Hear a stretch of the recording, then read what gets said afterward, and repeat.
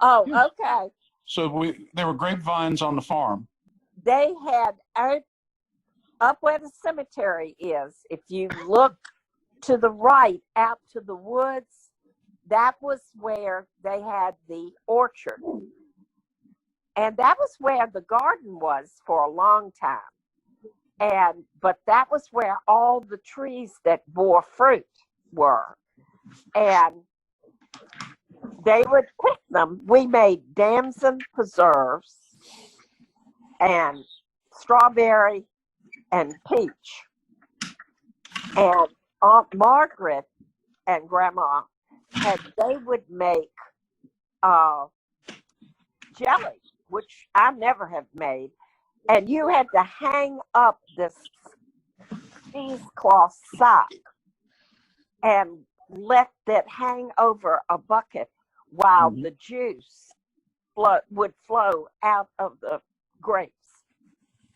It took forever, but we would made the strawberry preserves and the peach ones, and the peach preserves are especially Grandma's because she put lemon juice in it, and it gave the peaches a little oomph.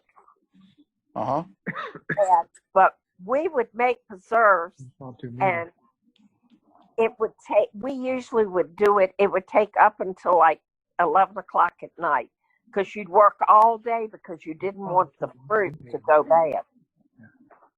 It was right out of the garden. Mm-hmm. So you would work the fruit. That was the word that was used. You worked the fruit. Mm-hmm. And we also made pickled peaches. Have you ever had those? No. Is that a sweet pickle or is it more like a dill? It is. No, this is a peach that has been, you peel them and you cut them in half. Mm-hmm. So there's no stone in it. Yep. And you make a sugar base, like sugar water. Yep. And that makes a syrup. And you use cloves and some other seasonings. And you cook it. They have to cook for a long time. Then you pack them in sterilized jars.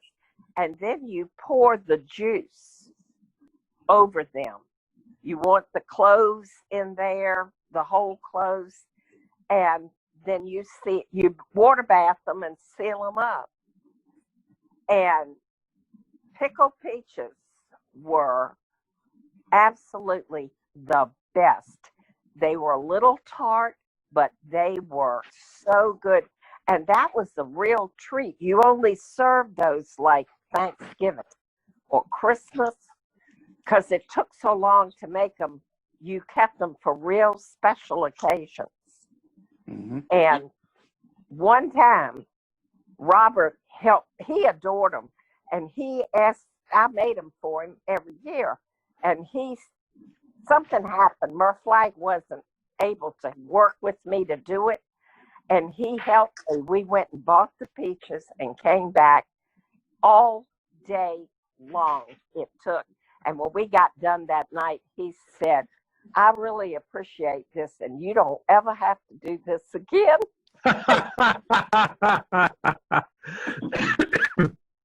He had no idea how long it took to make them, but they were wonderful. So they had peach trees growing on the farm? They had, in the orchard, they had plums, damson, peach. Then there were apple trees, but also there were apple trees in the pasture above the house. Mm-hmm. And they were different. They were green apples. The ones in the orchard were more like red delicious. Mm-hmm. And the ones in the cow pasture, that was a treat for the cows. They would eat all of the apples that were within reach of their long necks. And then Aunt Margaret would go out, and if any dropped on the ground, she'd gather them up and use them for cooking. Okay. I remember a few of the old apple trees up in the pasture. They were old apple trees. Yeah. They were gnarled up. Yeah. And every year when Aunt Edna would come, she would take newspaper and she would tape it above, I guess, about 4 or 5 feet of the bottom of the trunk of the tree. And then she would whitewash that. She thought it made the trees look very attractive. Okay. She whitewashed all of them. This orchard, Claire, those were a treat for the cows.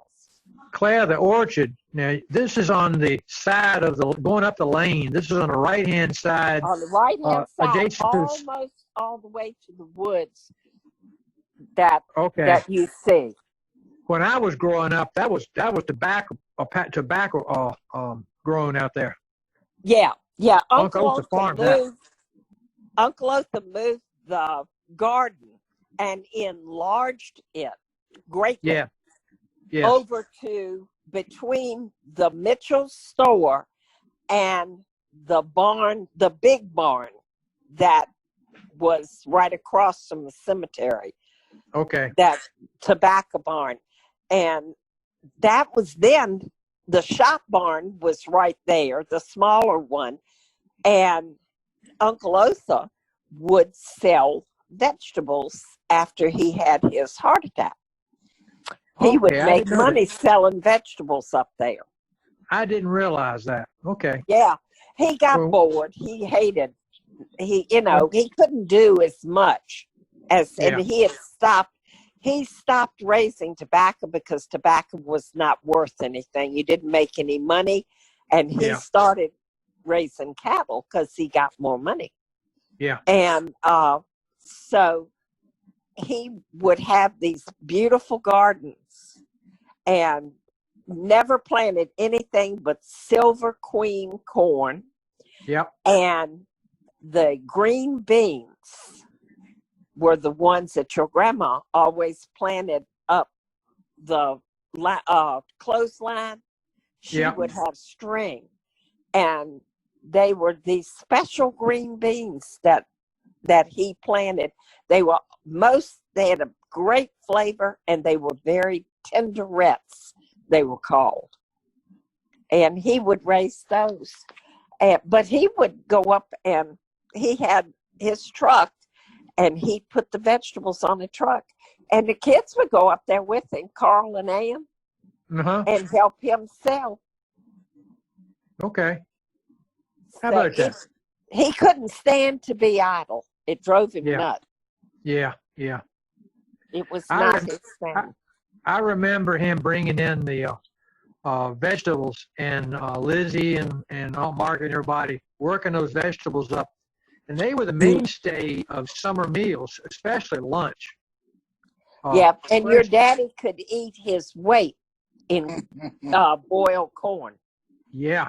He used to fuss at Uncle Otha sometimes about, before he made it Silver Queen, Dad used to call it horse corn.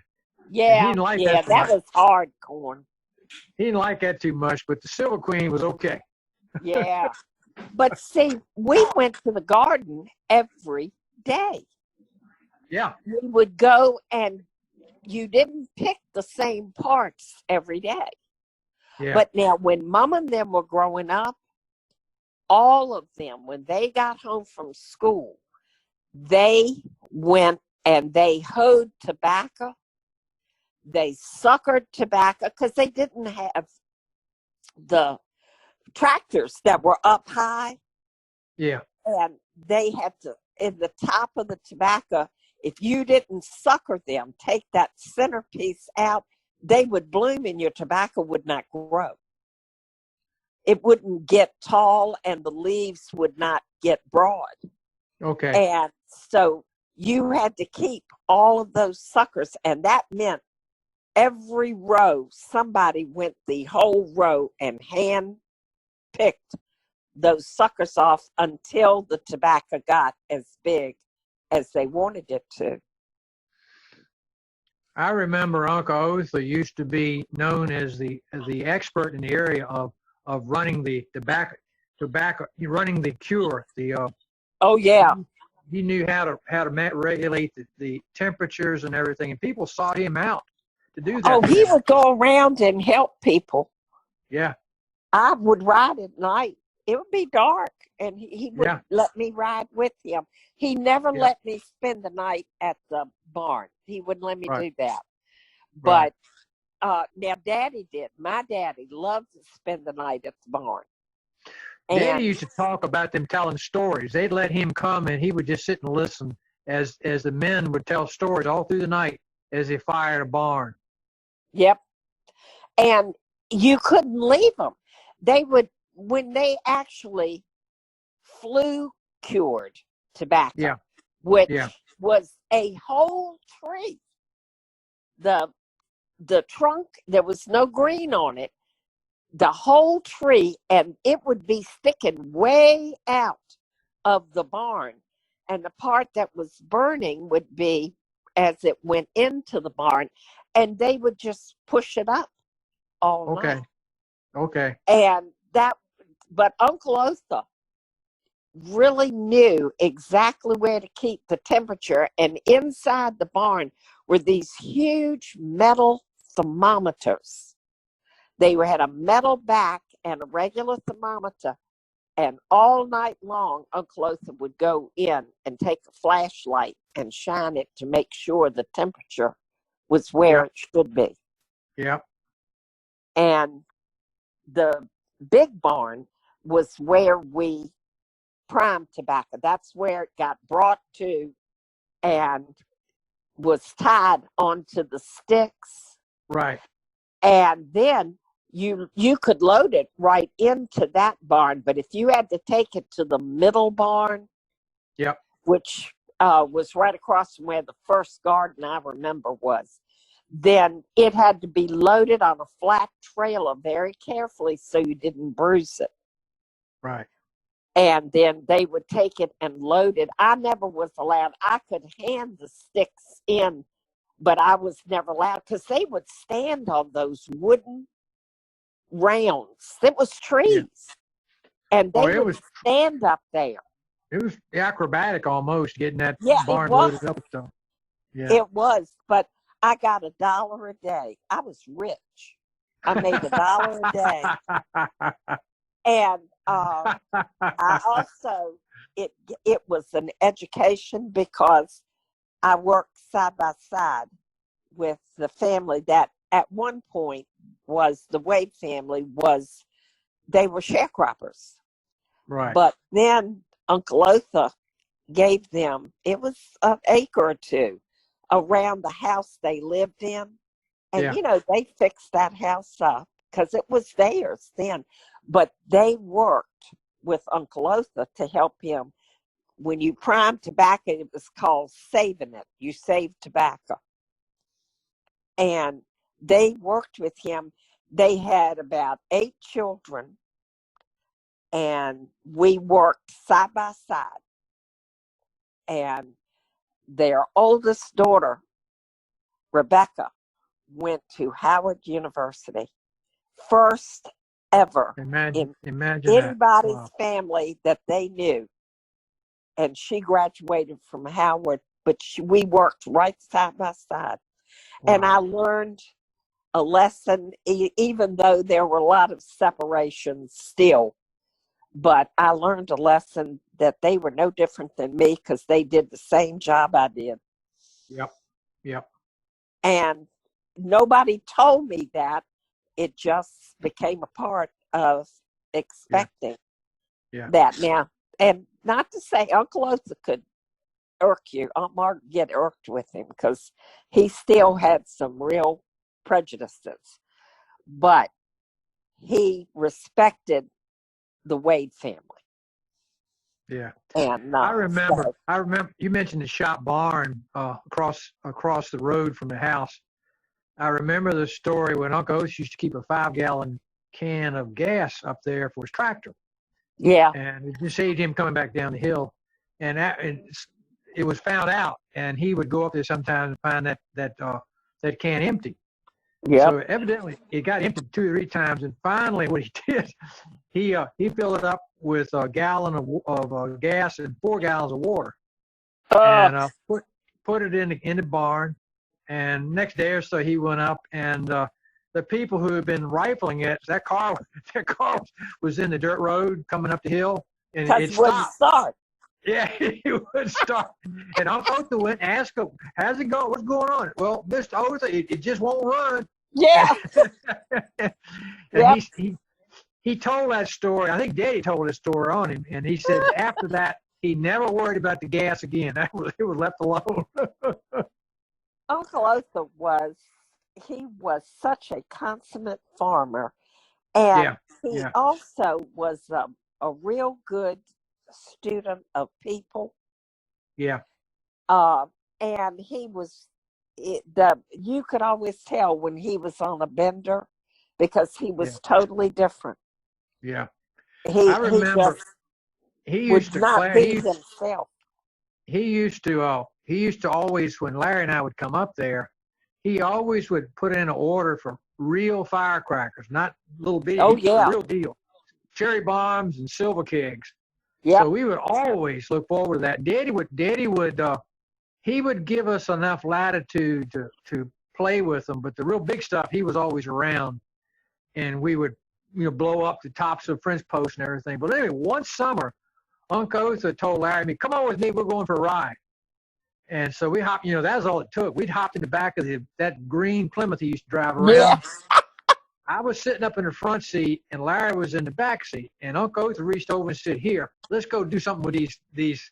And it was a bag of cherry bombs. Uh-huh. So, that was cool with us, So I can't remember. I think he gave Larry his cigar, and Larry was in charge in the back seat. And as we drove around, he would pull up and tell Larry, "Light one, throw it in that yard." Well, he got pretty good at it. We went over to his old Uncle Otha's old home place down that road. Yeah. And we bombed. It was dusk. We bombed a few people's houses. Big laughter. But anyway, he wound around past his home place, just down past the church, and just beyond the church, there was a road that came in from the right, and there was a house in that corner. Mm-hmm. And it was about dusk, and he said, "Okay, now slow down. We're going to sit up in church for a minute and watch." And he waited until everybody in the house had gone in. We stayed there about 20, 30 minutes. And when everybody went in the house at dusk, he drove down the road very slowly. And as we approached, told Larry, "Light one of those bombs and throw it up towards the house." So, that was all Larry did, boy. He laid it right up against the house, and bam! Uncle Otha gunned it and went off the road. And as we did, the lights all came on in the house, and people, came out looking around. All they could see were the taillights. Well, we went up the road a little bit, turned around, and waited another 15 minutes. The lights went out of the house. We drove back down again, and Larry threw out a bomb out of the left window, right where it went before. Bam! And we drove up to the church, looking back, and again, the lights came out. People jumped out of the windows and everything. Again, all they could see were taillights. We went to the church and turned around and cut the lights out and waited half an hour. This time we drove back down, and they were waiting for us. And Uncle Otha said, don't do a thing. Just ride on by. And he drove right by, didn't do anything. We went up again past the house, turned around and sat another 15 minutes. And by then they cut the lights out. We went back down past there the third time, and Larry heaved the bomb. He heaved it right up against the house, kabam! And at that point, every window in the house erupted. People jumped out of every window, every door. It was just rushing out. And then we drove on up past the church and went on home. That was a good move. Well, what I didn't know, of course, when we got back, we had to confess what we've been up to. And I don't know exactly what Mom and Daddy thought. Daddy thought it was probably laughable. But what turned out, the reason Uncle Otha did that is because they had a running game. They had blown up his mailbox. Oh, my Lord. So he was paying them back. Oh, Uncle Right. Otha was so We- much fun. He was. We didn't confess that as part of that, Larry actually dropped a lit cherry bomb in the back seat. It was lit. We didn't confess it. We knew we'd be in trouble if we mentioned that. Uncle Otha had no idea. Larry got it out of the car in time. We were so blessed.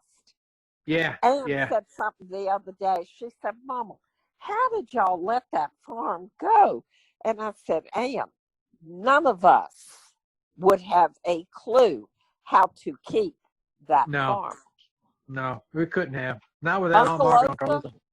If Aunt Margaret never went a year that she didn't spend between $5,000 and $10,000 taking care of a porch, replacing fence, painting the roof. Yeah. Everything they did cost money. And it turned out into a vast playground for us, though, didn't it? It was, but nobody, by the time, even with where the house was, that was 22 acres, and all of that pasture had to be mowed. You could not let it just grow. Yeah. And you would have snakes and who knows what all. Yep. And so, but now, you knew Uncle Otha kept fighting roosters rather, didn't you? No, I didn't know that. Oh, yeah. We, in the hen house at the backyard. Yeah. They, at night, because you never had air conditioning, we always kept the windows up. Yeah. And at night, you could hear a car come down and they would cut the motor off before they got down to the end of the driveway. They would come in the front gate and go down right beside the front gate to the gate that led to the hen house. Yeah. And they would come and get the fighting roosters. I didn't know and take them to a cockfight. And then sometime later, because unless the rooster won, they didn't come back. Right. And so later on, somebody would come and replace the roosters. Uncle Otha said, I never knew who it was, so they couldn't ask me anything. He said, I don't have any idea. But they would come and put the chickens in there. And I was mortified because I couldn't believe they would let the chickens get killed. Yeah. But I was way on up a teenager when I finally realized what they were doing with them. I didn't know that. We had to be careful not to publish that. No, it was like if there was a still somewhere, you didn't tell it. No. Grandma would say, just keep on moving, chaps.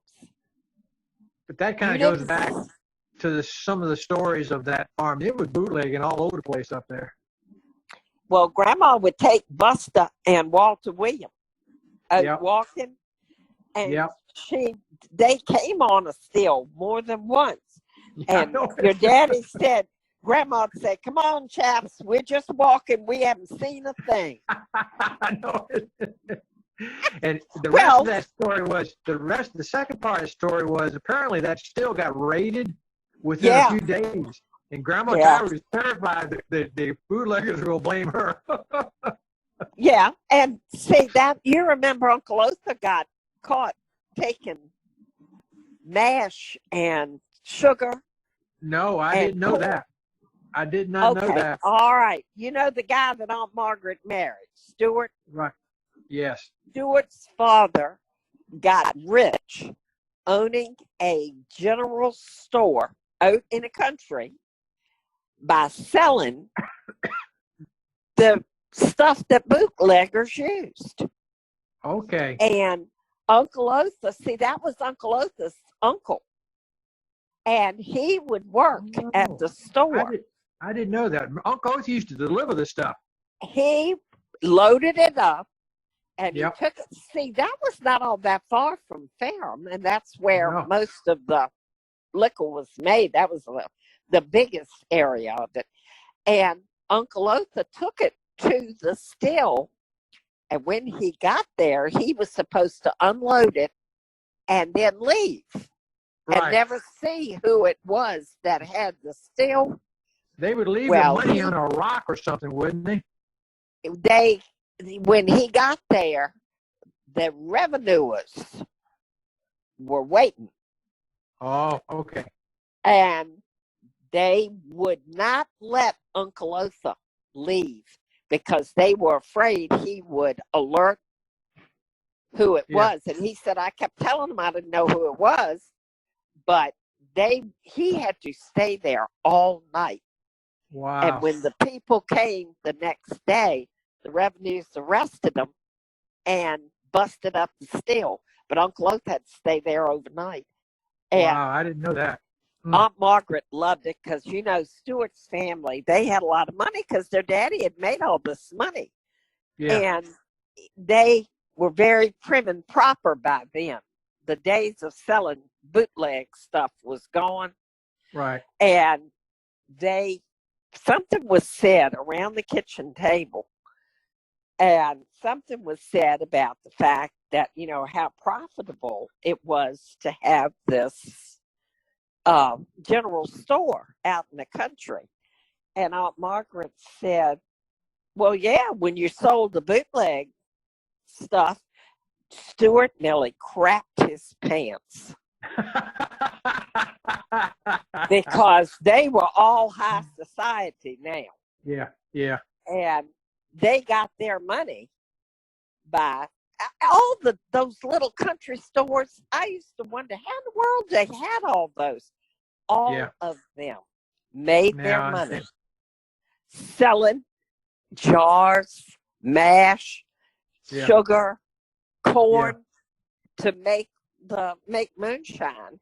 Okay. And if you ever get a chance, you can read The Wettest County in the World.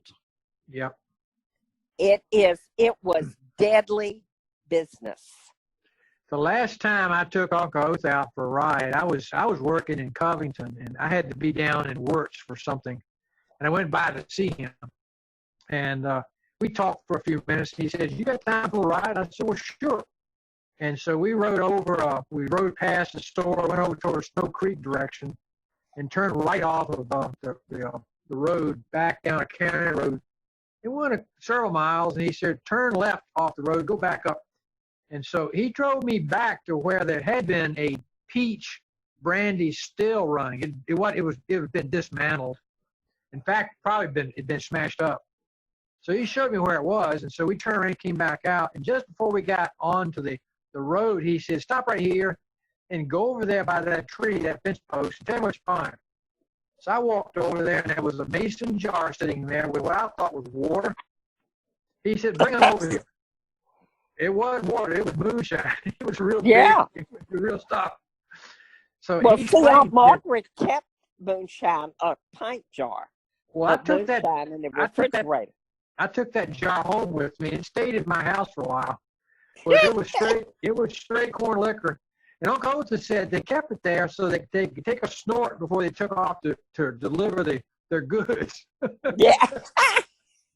Let me tell you, that you better know who made it, because some people didn't care how they made it, and people died drinking it.